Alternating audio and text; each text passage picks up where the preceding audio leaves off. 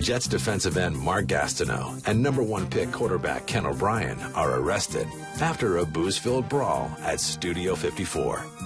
Studio 54? Oh, baby, what a time it was there. Mark Gastineau and Studio 54 do not go together. So one of my favorite stories as a Jets fan back in '83, they draft Ken O'Brien. He comes in, and he and Mark Gastineau, already a veteran known for the sack dance, they're arrested in Studio 54 after a brawl breaks out.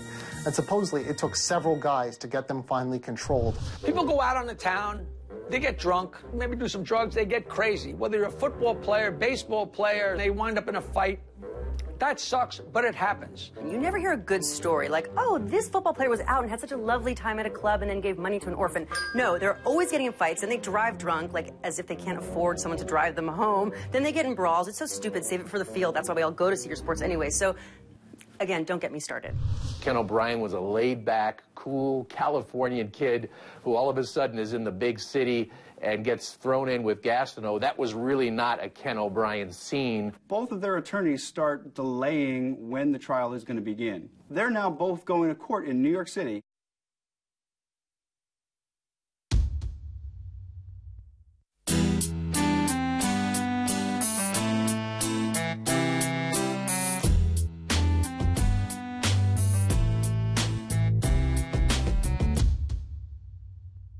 Ken's a first-year guy, so him missing as a quarterback, no less, it ain't good. Mark missing, he doesn't give two shit, you know? So Ken O'Brien infamously was throwing passes down the hallway of his hotel room with one of his former college teammates in an effort to stay in shape. Mark Gastineau was running gassers in Central Park, and he famously boasted, if anyone tries to mug me, I'm going to sack him. He had teammates on his team that disliked him, that actually hated him.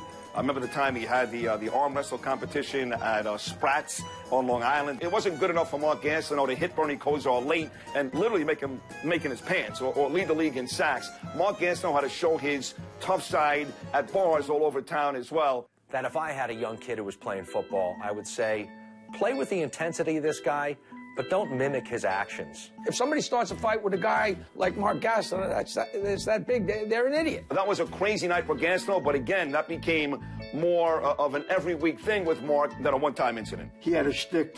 He made a lot of money, and he got a lot of celebrity for it. Gastineau was really, really flashy with that 80s hair, gets arrested at Studio 50. I mean, come on, it's a perfect story. That's a perfect New York story.